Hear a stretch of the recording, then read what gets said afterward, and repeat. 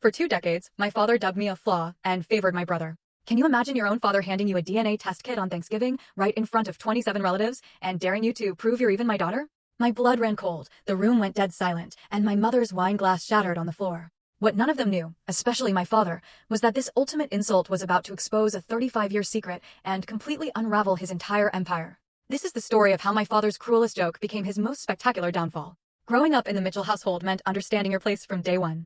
My father, Robert Mitchell, built his construction company from nothing into a $45 million empire, and he never let anyone forget it. Mitchell and Associates?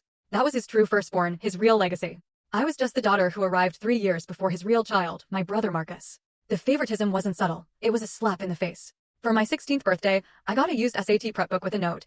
Maybe this will help you amount to something. That same year, Marcus got a BMW just for getting his driver's license. When I graduated summa cum laude with a computer science degree from UConn, my dad just grunted, well, at least you'll be employable.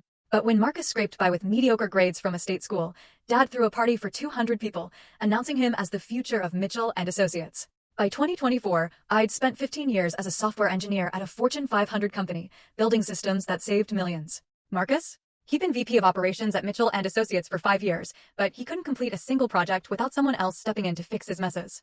Still, in Robert's eyes, Marcus was building the family legacy. Marcus is the future, my father would declare at every company event, his hand resting proudly on my brother's shoulder. As for Caroline, well, at least she has a steady job. The worst part wasn't the dismissal itself. It was how everyone just accepted it. Relatives, friends, even my own mother. They all played along with this narrative that Marcus was destined for greatness, and I was just lucky to be included at all. The company retreat in August 2023 should have been my breaking point. I had just finished developing an inventory management system that would save Mitchell and Associates $2 million annually. I'd worked nights and weekends for 3 months, missing family dinners, canceling plans, all because Robert said the company needed this.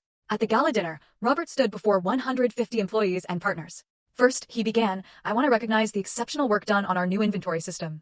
My heart actually lifted for a fleeting second. Marcus has once again proven why he's our vice president of operations. This system will revolutionize how we work. Marcus, who had literally asked me what inventory management meant 3 weeks prior, stood up and waved to the applause. I sat frozen. My mother, Margaret, briefly touched my hand under the table, not in comfort, but in a silent warning, stay quiet. Don't make a scene. Later that night, I confronted Marcus in the hotel bar. You know, I built that entire system.